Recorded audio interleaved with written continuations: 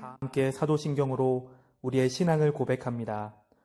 전능하사 천지를 만드신 하나님 아버지를 내가 믿사오며 그 외아들 우리 주 예수 그리스도를 믿사오니 이는 성령으로 잉태하사 동정녀 마리아에게 나시고 본디오 빌라도에게 고난을 받으사 십자가에 못 박혀 죽으시고 장사한 지 사흘 만에 죽은 자 가운데서 다시 살아나시며 하늘에 오르사 전능하신 하나님 우편에 앉아 계시다가 저리로서 산자와 죽은 자를 심판하러 오시리라. 성령을 믿사오며 거룩한 공회와 성도가 서로 교통하는 것과 죄를 사하여 주시는 것과 몸이 다시 사는 것과 영원히 사는 것을 믿사옵나이다. 아멘. 복이 있는 사람은 악인의 길을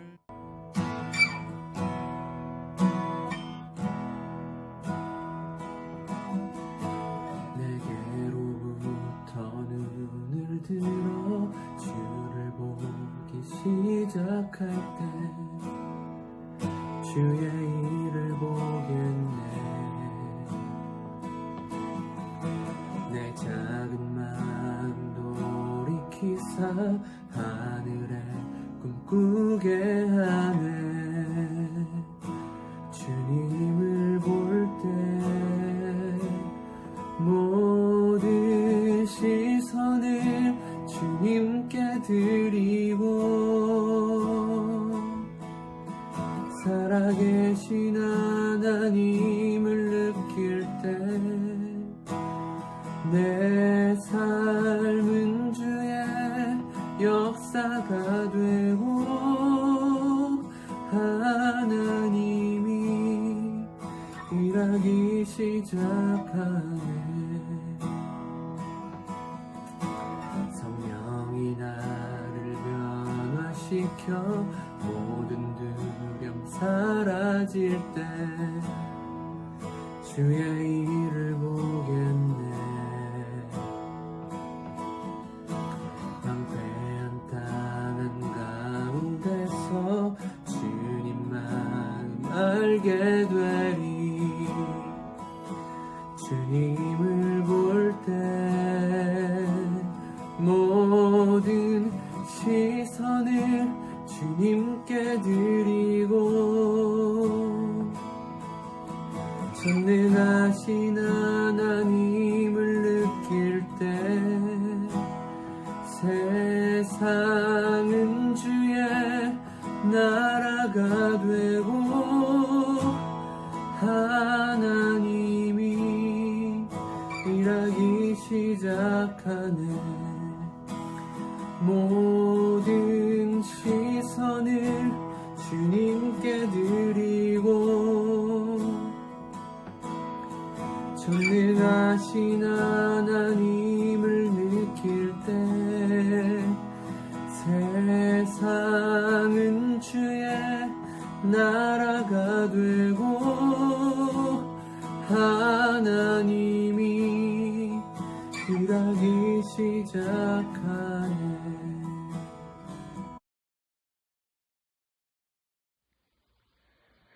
살아계신 하나님 감사합니다. 오늘도 하나님 앞에 앉아 예배 드릴 수 있게 하심에 감사드립니다. 비록 예배당이 아닌 각자의 자리에서 예배 드리더라도 전심으로 예배를 올려드리게 해주시고 하루빨리 성전에 나와 마음껏 찬양하며 예배 드릴 수 있는 날이 속히 오게 해주시옵소서. 이 시간 특별히 주의 손 의지하여 기도드리오니 코로나로 인한 고통과 두려움이 사라지게 하시고 국가와 가정을 보살펴 주시옵소서. 이번 상황으로 인해서 이전에 경험하지 못했던 하나님의 위대하심과 능력을 경험하게 해주세요. 하나님, 우리 중동부 친구들을 위해 기도합니다. 각자의 자리에서 예배드릴 수 있는 환경과 마음의 문을 열어주시고 신앙생활이 위축되지 않게 하시옵소서. 말씀 전하시는 전도사님을 성령의 능력으로 붙잡아 주시옵고 주님께서 이 예배를 온전히 함께 하심을 믿으며 사랑이 많으신 예수님의 이름으로 기도드립니다. 아멘.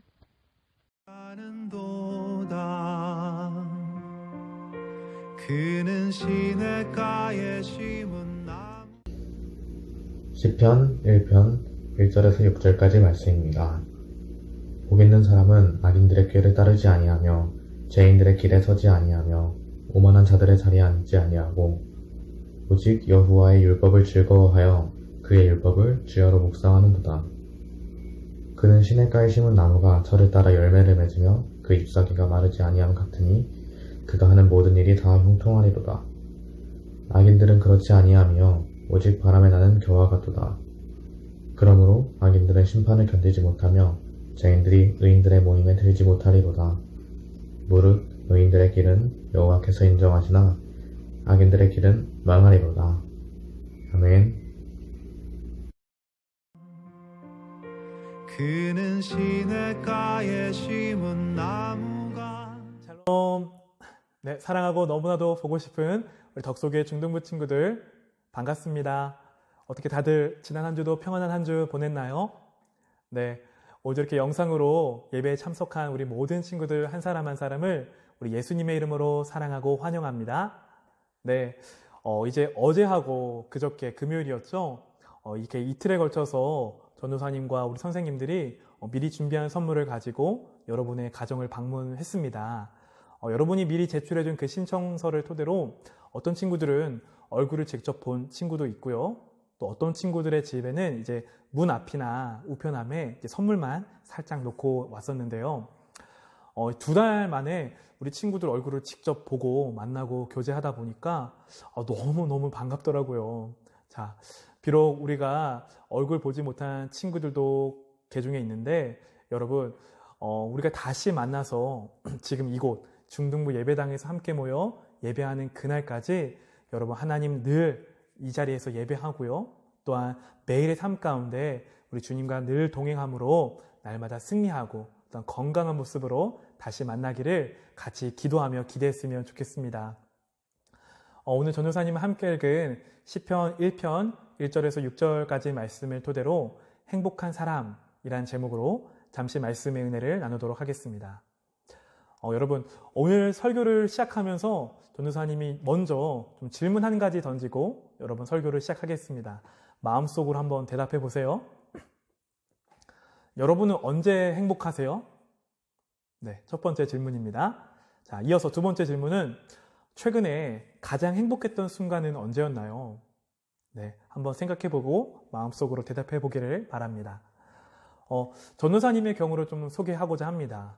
전도사님이 이제 아빠가 된 지 어느덧 17개월째가 됐는데요. 이제 이 아이가 최근에 말문이 좀 트이기 시작했어요. 그래서 막 이것저것 이게 뭐야 저게 뭐야 라고 이렇게 물어보기도 하는데 그 중에 이제 엄마를 향해서 엄마라고 또박또박 얘기하고요. 또 전도사님을 향해서 이제 아빠라고 또박또박 이야기를 하더라고요. 그래서 전도사님이 최근에 가장 행복했던 순간을 꼽아보자면은 아이가 전도사님을 바라보며 아빠라고 얘기했던 그 순간이 아닌가라고 좀 생각해 봤습니다. 아마 전도사님처럼 우리 친구들에게도요, 행복했던 순간들이 한 가지씩은 있었을 거예요. 그쵸? 어떤 친구들은 아주 맛있는 음식을 먹었던 순간일 수도 있고요.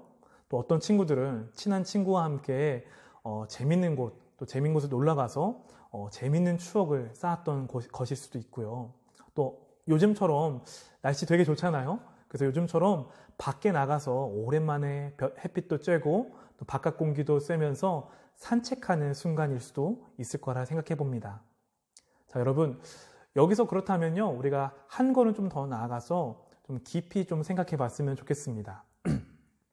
우리 친구들이 대부분 이제 학생인데, 여러분, 왜 열심히 공부하세요? 한번 그런 질문 던져본 적 있나요? 왜 열심히 이렇게 공부하세요? 아마 대부분 우리가 열심히 공부하는 이유를 좀 깊이 생각해 보자면요. 어쩌면 우리는 지금보다 더 나은 삶, 미래에 더 행복한 삶을 지금 미리 준비하기 위해서 열심히 공부하면서 준비하는 것이 아닌가라고 생각해 봅니다. 여러분, 이 세상을 살아가는 모든 사람들에게 공통점이 있다면 이것이 아닐까 합니다. 바로 행복을 추구하는 존재들이다라는 거죠. 아마 이 세상의 그 어떤 사람도요, 불행하기를 원하는 사람은 단 한 사람도 없을 거예요. 그렇죠.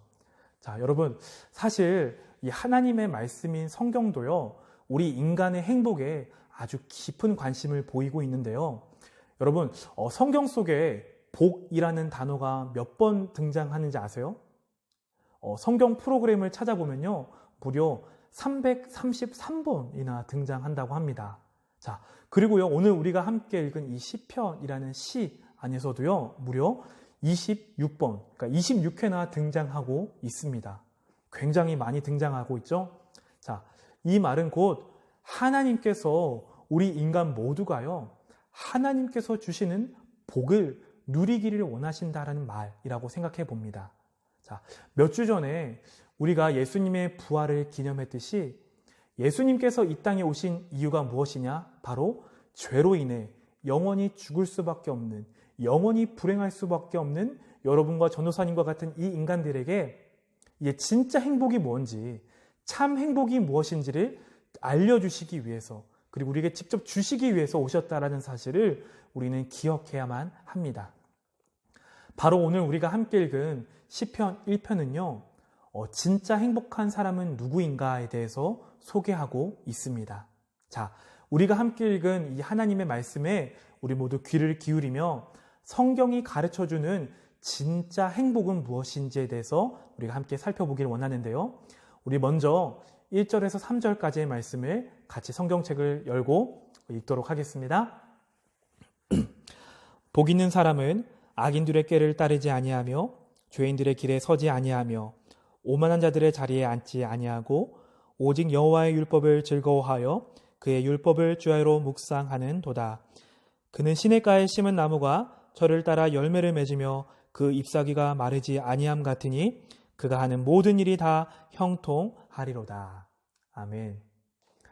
여러분, 우리가 방금 읽은 1절에서 3절까지 말씀, 1편의 앞부분을 보면요, 먼저 복 있는 사람은 이렇다라고 소개하고 있습니다. 자, 복 있는 사람이 어떻다라고 얘기하고 있나요?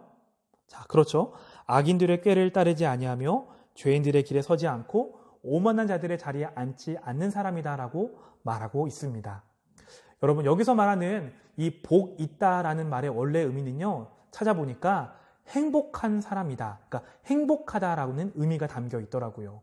자, 그러니까요, 1절에서 말하는 복 있는 사람이란 곧 행복한 사람은 이렇다라고 말하고 있다라는 거예요.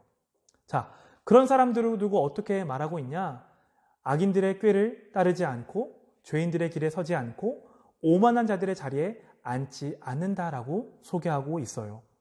여러분, 여기서 말하는 악인들, 죄인들, 그리고 오만한 자들은 곧 하나님 없이 살아가는 사람들을 말합니다. 자, 행복한 사람들이 이들의 꾀를 따르지 않고요, 길을 가지 않고 자리에 함께하지 않는다라는 것은요, 곧 이들과 다른 삶의 방식으로 살아가는 사람들이 곧 행복한 사람들이다라고 말하고 있다라는 겁니다. 자, 그렇다면요, 조금 더 구체적으로 이 악인들의 삶의 방식은 과연 무엇일까요?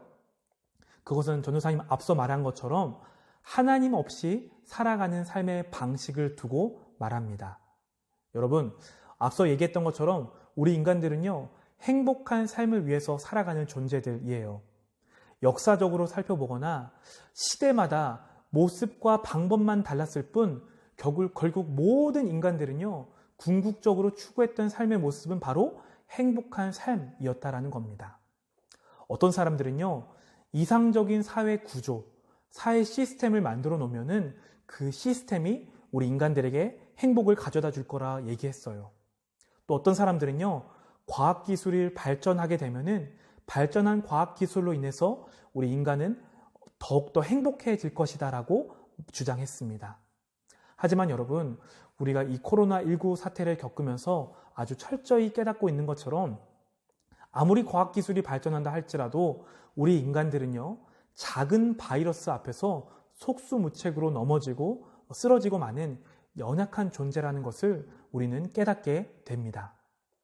마지막으로 어떤 사람들은요, 물질이 많음에, 그리고 높은 명예를 갖고 권력을 통해서 우리 인간들에게 행복이 주어질 거다라고 이야기하고 했습니다. 하지만 여러분이 잘 아는 것처럼요, 인간의 욕심은요, 끝이 없다라는 것을 여러분 다들 잘 알 거예요. 예를 들어서 여러분, 새로 나온 핸드폰이 있다라고 생각해 봐요. 그래서 여러분이 마음속에 내가 이것만 있다면은 나는 소원이 없겠어 라고 생각을 한다라고 가정해 봐요.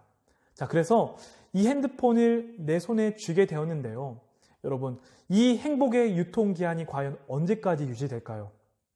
전도사님 생각엔 아마 약정이 끝나는 2년이 되지 않을까라고 생각해 봅니다. 자, 어느 정도 우리가 이 새 핸드폰을 사용하다 보면은 이제 더 좋은 최신형 모델이 나오게 될 것이죠. 자, 그래서 최신형 모델이 나오면은 내가 새로 산 핸드폰으로 인해 누렸던 행복은 이제 끝나게 된다라는 것을 우리는 짐작해 볼 수 있습니다. 자, 정리하자면요. 아무리 이상적인 사회 구조, 과학기술의 발달, 어떤 물질의 넉넉함이 우리 인간들에게 주어진다 할지라도요. 그것이 만약 하나님 없이 이루어진 것이라면 그 모든 것들은 진정한 행복을 가져다 주는 것이 아니라는 거예요. 자, 그것들이 우리 인간들에게 잠깐은 일시적인 행복과 편의는 줄 수는 있습니다. 그렇지만 그것이 영원한 행복, 근원적인 행복을 우리에게 가져다 줄 수 없다라는 것을 우리는 기억해야 해요. 여러분, 그렇다면요, 무엇이 우리에게 진정한 행복을 가져다 줄 수 있을까요? 여러분, 2절을 함께 볼까요? 2절은 이렇게 말하고 있습니다. 오직 여호와의 율법을 즐거워하여 그의 율법을 주야로 묵상하는도다. 아멘.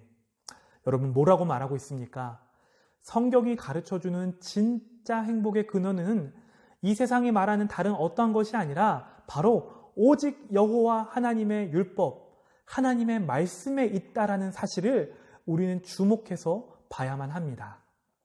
자, 여러분, 왜 하나님의 말씀이 우리 인간들의 참 행복이고 진짜 행복의 근원일까요?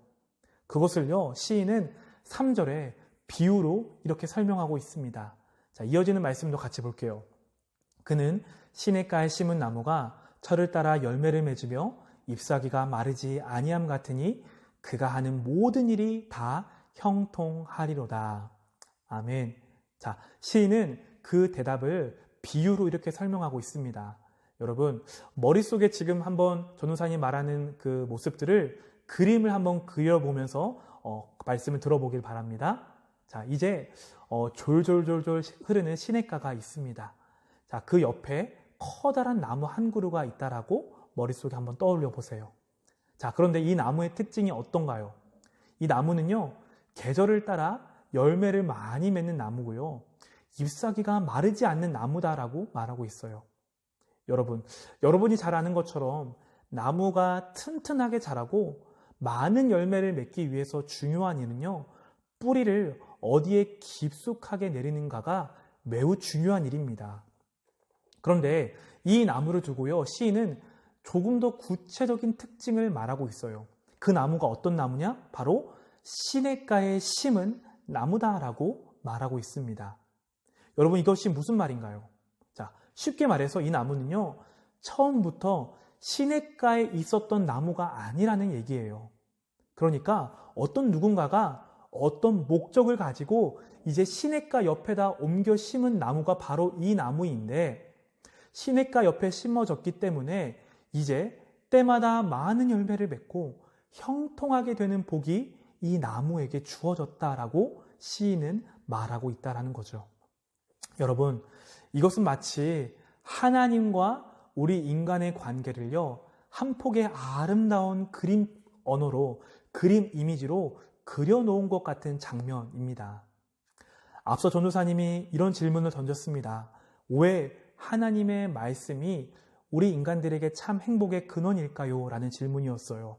자, 그것에 대한 대답은 3절과 같이 하나님의 말씀만이 시냇가의 물과 같고요. 우리는 그 물을 먹고 자라는 나무와 같은 존재들이기 때문에 그렇다라는 거예요. 여러분, 나무는요, 혼자 자라지 않습니다. 나무는 땅속 깊숙하게 뿌리를 내려야만 잘 자랄 수 있습니다. 그리고요, 때에 맞는 충분한 물을 공급받아야 되고요, 충분한 햇빛을 공급받아야만 합니다. 만약 이 나무가 땅속 깊숙하게 뿌리를 내리지 못하고요, 충분한 물과 햇빛을 공급받지 못한다면요, 이 나무는요, 금세 썩어버리고 말 것이에요. 자, 그런데 하나님 없이 살아가는 사람들의 삶의 모습이 마치 땅속 깊숙하게 뿌리를 내리지 못하고 충분한 물과 햇빛을 공급받지 못한 나무와 같은 모습이라는 겁니다. 하지만 오직 하나님의 말씀을 즐거워하고 주야로 묵상하는 사람들의 삶의 모습은 전혀 다른 삶의 모습이다라는 거죠. 척박한 땅에서 살고 있었던 이 나무와 같은 우리를 이제 우리의 인생의 주인이신 하나님께서 풍성한 물과 비옥한 옥토의 양분을 공급받을 수 있는 이 시냇가로 이 거처를 옮겨주셨다라는 말입니다. 그래서요, 날마다 우리가 이제 열매 맺게 되었고요, 풍성한 삶을 살 수 있도록 하나님께서, 우리의 주인이신 하나님께서 허락하셨다라는 말이에요. 사랑하는 우리 중등부 친구들, 성경은요, 하나님의 말씀만이 마르지 않은 생수이며 생명의 떡이다라고 말하고 있습니다. 하나님의 말씀에 뿌리 내린 나무는 하나님께서 공급해 주시는 이 생명수로 인해서 마르지 않게 되고요, 많은 열매를 맺게 된다는 것을 기억하기를 바랍니다. 비록 지금 당장 우리 인생의 삶에 열매가 없는 것처럼 보인다 할지라도요, 아직 하나님의 때가 이르지 않았다라는 겁니다. 자, 반드시 하나님의 때와 방법으로 열매 맺게 될 그 날을 우리가 기대하면서 여러분, 하나님의 말씀을 주야로 묵상하고 그의 율법을 즐거워하는 우리 모든 친구들 되기를 예수님의 이름으로 간절히 소원합니다. 우리가 이어서 4절로부터 6절까지의 말씀도 함께 읽도록 하겠습니다. 악인들은 그렇지 아니하며 오직 바람에 나는 겨와 같도다. 그러므로 악인들은 심판을 견디지 못하며 죄인들이 의인들의 모임에 들지 못하리로다. 무릇 의인들의 길은 여호와께서 인정하시나 악인들의 길은 망하리로다. 아멘. 자, 우리가 방금 읽은 4절부터 6절까지는 이제 악인들을 소개하고 있습니다. 그들의 삶의 특징은 어떻고 그 인생의 결말은 어떤지 이제 의인들의 삶과 대조하면서 이제 결말을 맺고 있는데요. 자, 4절을 보면은 이 악인들의 삶을 두고 이 시인은요, 바람에 나는 겨와 같다라고 소개하고 있어요. 여러분 이 겨가 뭔지를 아시나요? 아마 우리 친구들은 겨가 뭔지 잘 모를 수도 있는데, 여러분, 겨는요, 벼나 보리와 같이 이 내용물을 덮고 있는 껍데기입니다. 자, 껍질을 말하는 거예요. 자, 그러니까 이 알맹이가 빠진 상태가 이 껍데기인데, 여러분, 이 껍데기가요, 바람이 불게 되면 어떻게 될까요? 그렇죠. 휙 하고 날아가 버리게 되겠죠. 그렇죠. 추수철에 이제 키질을 하는 장면을 한번 보면요, 키질을 하게 되면서 바람이 불게 되면요, 알곡은 이 키 아래 남겨지게 되고요, 이 껍질, 겨들은 다 날아가 버리게 됩니다. 여러분, 마치 악인들의 삶이 이와 같다라는 거예요. 악인들의 삶은 바람에 나는 겨와 같처럼 이 바람이 불면은 휙 하고 날아가 버리게 된다라는 겁니다. 그리고 이어서 5절에서 6절을 보면은 악인들의 삶을 두고 이렇게 말해요. 하나님의 심판을 견디지 못하고 의인들의 모임에 들지 못하고 결국 그들의 삶은 망한다라고 성경은 말하고 있습니다. 사랑하는 우리 중등부 친구들, 우리가 때론 인생을 살다 보면요, 하나님 없이 살아가는데 그런 악인들이 더 잘 되는 것처럼 보일 때가 있습니다. 여러분, 그런 경험 다들 한 번쯤 있죠. 나는 이렇게 주일날 예배도 열심히 드리고요, 막 기도도 시험 기간에 열심히 하는데도 불구하고 점수가 막 그렇게 잘 나오지 않았어요. 그런데 오히려 교회 다니지 않고 막 악한 일 행하는 친구인데 그런 친구들의 시험 성적이 오히려 더 잘 나오는 것을 보면서 때로는 우리는 하나님에 대한 믿음이 흔들릴 때가 우리는 종종 있곤 합니다. 또 세상을 보면요, 하나님의 말씀과 관계없이 살아가는 악인들이 오히려 더 잘 나가고요, 더 성공하는 것처럼 보이는 그런 장면들을 우리는 종종 목격하게 됩니다. 우리는요, 예수님 믿는 이유 때문에 날마다 더 정직하게 살기 위해서 치열하게 사는 데 반해서 어떤 사람들은요, 막 적당히 요령껏 법도 어기고 때로는 거짓도 말하면서 요령껏 사는데도 불구하고요, 그런 삶이 더 풍성하게 보일 때가 있다라는 거죠. 자, 그래서인지 많은 그리스도인들이요, 내가 믿고 있는 이 말씀과 현실에서 발생하는 이 상황들 때문에 낙담하든지 아니면 적당히 그냥 타협하든지 아니면 신앙을 포기하는 선택을 내리기도 한다라는 겁니다. 하지만 여러분, 하나님 없이 살아가는 이 악인들의 삶은요, 겨와 같다라는 것을 기억하길 바랍니다. 이들의 삶은요, 지금 당장 잘 나가는 것처럼 보인다 할지라도요, 하나님께서 바람 한번 후 하고 불어버리시면 겨와 같이 날아가 버리고요, 하나님의 심판대 앞에서 하나님의 심판의 무게를 견디지 못하고 무너져 버린다는 사실을 여러분 반드시 기억하기를 바랍니다. 이 악인들의 삶을 두고요, 마태복음 3장 12절은 이와 같이 소개하고 있습니다. 손에 키를 들고 자기의 타작마당을 정하게 하사 알곡은 모아 곳간에 들이고 쭉저기는 꺼지지 않는 불에 태우시리라. 아멘. 자, 마지막으로 6절을 보니까요, 이제 의인과 악인들의 삶을 대조하면서 이렇게 결론 짓고 있습니다. 마지막 말씀으로 도노사님이 읽겠습니다. 무릇 의인들의 길은 여호와께서 인정하시나 악인들의 길은 망하리로다. 아멘. 이제 말씀을 맺고자 합니다.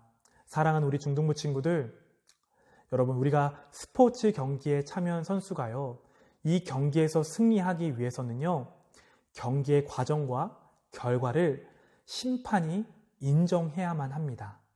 아무리 이 선수가 열심히 했다, 내가 열심히 노력했다라고 주장한다고 할지라도요, 심판이 승리 선언을 인정하지 않는다면 그 선수는요, 경기에서 승리할 수 없습니다.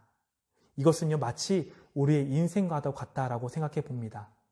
많은 사람들이 열심히 살아가고 있는 시대입니다.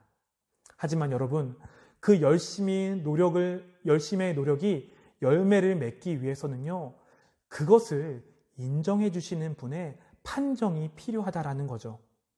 많은 사람들이 행복을 얻기 위해서요, 지금 이 시간도 열심히 노력하고 우리 친구도 열심히 공부하곤 합니다.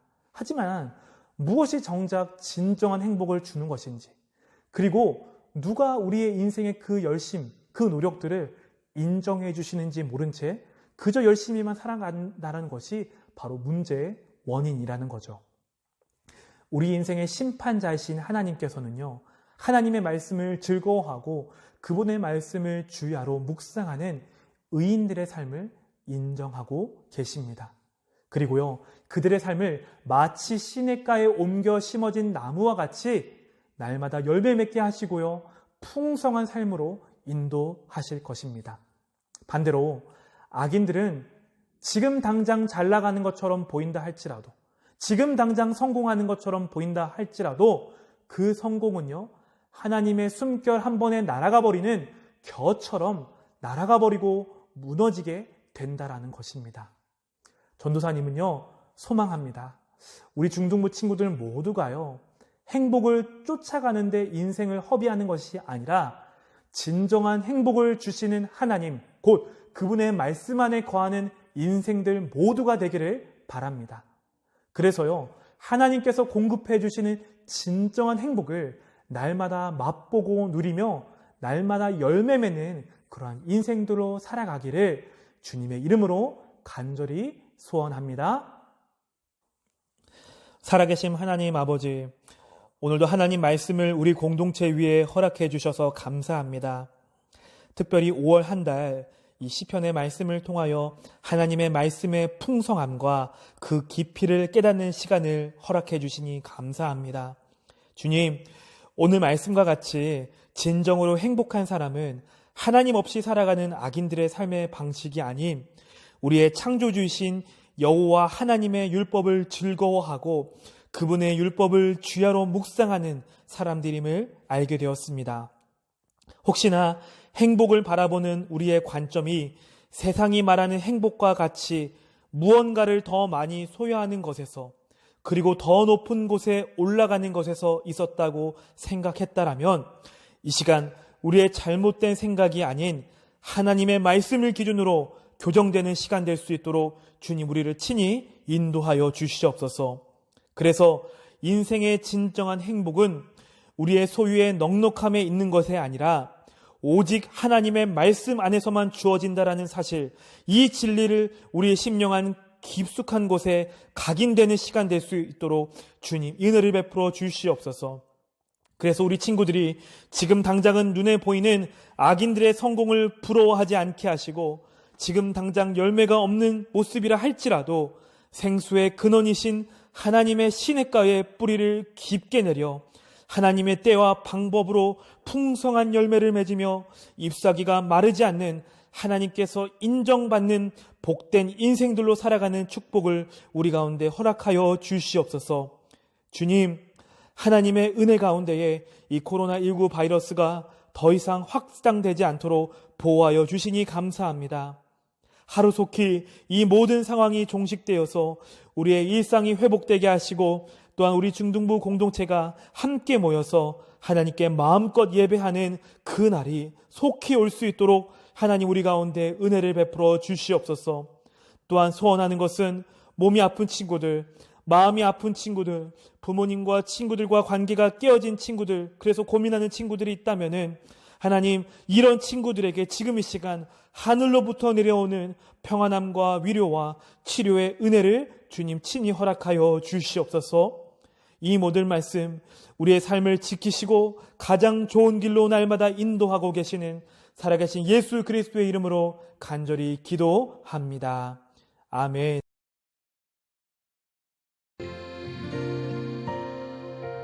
복이 있는 사람은 악인의 길을 쫓지 않으며 오직 여호와의 율법을 주야로 묵상하는도다. 주는 신실하시니 그는 성실하시니 의의 길